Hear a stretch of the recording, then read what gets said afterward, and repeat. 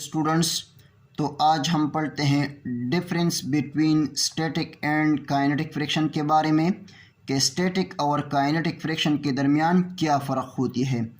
तो स्टैटिक और kinetic friction के फ़र्क के बारे में पढ़ते हैं। पहले हम लेते हैं स्टैटिक फ्रिक्शन को और इस साइड में हम लेते हैं काइनेटिक फ्रिक्शन को कि स्टैटिक फ्रिक्शन और काइनेटिक फ्रिक्शन के दरमियान क्या फ़र्क होती है। तो स्टैटिक फ्रिक्शन जो है ये कब होगा बॉडी में और काइनेटिक फ्रिक्शन कब होगा बॉडी में, इसको हम पढ़ते हैं। When there is a tendency of relative motion in a body, जब बॉडी में एक्चुअल में मोशन नहीं हो रहा हो, यानी मोशन स्टार्ट होने वाला हो लेकिन एक्चुअल में मोशन नहीं हो रहा हो बॉडी में, तो हम कहते हैं कि इस वक्त बॉडी पर जो फोर्स अमल कर रही है ये स्टैटिक फ्रिक्शनल फोर्स है। When there is a relative motion in a body, when there is a relative motion in a body, जब बॉडी में रिलेटिव मोशन मौजूद हो तो मोशन के दौरान जब बॉडी पर फ्रिक्शनल फोर्स अमल करती है तो इस किस्म के फ्रिक्शनल फोर्स को हम कहते हैं काइनेटिक फ्रिक्शन।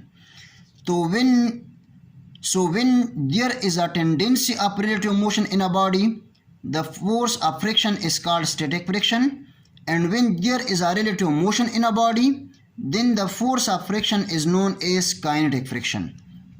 यानी बॉडी स्टैटिक फ्रिक्शन में रेस्ट फॉर्म में होगी और काइनेटिक फ्रिक्शन में बॉडी जो है ये मोशन में होगी।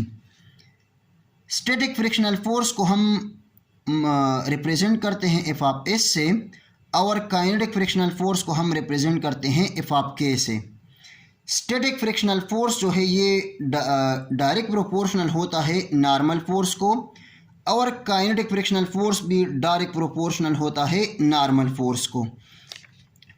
अब अगर हम इस साइन ऑफ प्रोपोर्शनलिटी को कन्वर्ट कर दे इक्वल और कांस्टेंट में, सो स्टैटिक फ्रिक्शनल फोर्स हमारे पास बराबर हो जाएगा F of S is equal to constant into F of N. इस साइड में अगर हम इस साइन ऑफ प्रोपोर्शनलिटी को ख़त्म कर दे और इसको हम इक्वल और कांस्टेंट में तब्दील करें, सो हमारे पास आ जाएगा F of K is equal to constant into F of N. यहाँ पर एफ ऑफ एस बराबर हो जाएगा mu S into F N. Mu S को हमने कांस्टेंट लिया, म्यू एस जो है ये एक कांस्टेंट ऑफ प्रोपोर्शनलिटी है और इसका नाम है कोएफिशिएंट ऑफ स्टैटिक फ्रिक्शन। इस साइड में म्यू के को हमने कांस्टेंट लिया, म्यू के जो है ये एक कांस्टेंट ऑफ प्रोपोर्शनलिटी है और इसका नाम है कोएफिशिएंट ऑफ काइनेटिक फ्रिक्शन। यानी म्यू एस और म्यू के जो है ये एक्चुअली कोएफिशिएंट ऑफ फ्रिक्शन है। म्यू एस को कोएफिशिएंट ऑफ स्टैटिक फ्रिक्शन कहते हैं और म्यू के को कोएफिशिएंट ऑफ काइनेटिक फ्रिक्शन कहते हैं। म्यू एस को कोएफिशिएंट ऑफ स्टैटिक फ्रिक्शन कहते हैं और म्यू के को कोएफिशिएंट ऑफ काइनेटिक फ्रिक्शन कहते हैं। स्टैटिक फ्रिक्शनल फोर्स जो है ये एक वेरिएबल फोर्स है और काइनेटिक फ्रिक्शनल फोर्स जो है ये एक कांस्टेंट फोर्स है। कांस्टेंट फोर्स का मतलब ये है कि एफ ऑफ के जो है ये किसी भी फैक्टर पर डिपेंड नहीं करता, ये इसलिए ये एक कांस्टेंट फोर्स है। यानी एफ ऑफ के जो है kinetic frictional force it does not depend on speed. अगर बॉडी स्लो मोशन कर रही है या तेज़ मोशन कर रही है तो हम कहते हैं कि बॉडी में फ्रिक्शन फोर्स जो है ये अमल कर रहा है। So it does not depend on speed. Kinetic frictional force जो है ये बॉडी पर लगती है स्लो मोशन के दौरान भी और तेज़ मोशन के दौरान भी। सो हम कह सकते हैं कि काइनेटिक फ्रिक्शनल फोर्स जो है ये एक कांस्टेंट फोर्स है और ये डिपेंड नहीं करता बॉडी की स्पीड पर। म्यू एस एंड म्यू के both depends on nature of the surfaces. Coefficient of static friction और कोएफिशिएंट ऑफ काइनेटिक फ्रिक्शन जो है ये डिपेंड करता है नेचर ऑफ द सरफेस पर एंड हैज़ नो यूनिट। और म्यू एस और म्यू के की यूनिट जो है ये नहीं होती।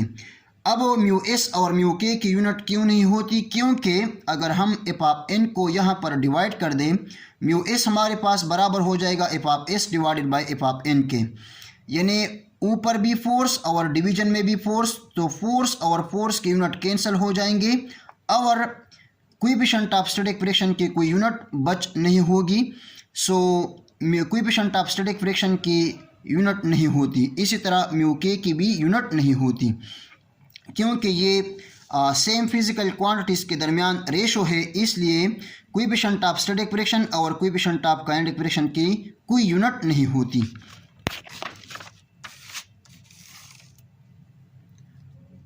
Coefficient of static friction and coefficient of kinetic friction की डायरेक्शन की तरफ आते हैं।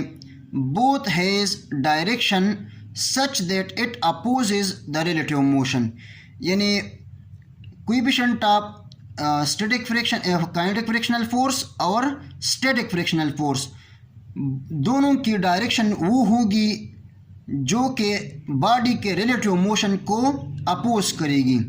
यानी स्टैटिक फ्रिक्शनल फोर्स जो है इसकी डायरेक्शन भी मोशन के अपोजिट डायरेक्शन में होगी और काइनेटिक फ्रिक्शनल फोर्स की डायरेक्शन भी बॉडी के मोशन के अपोजिट डायरेक्शन में होगी। So both has direction such that it opposes the relative motion. तो ये था हमारे पास difference between static frictional force and kinetic frictional force. So thank you very much and all the very best of luck.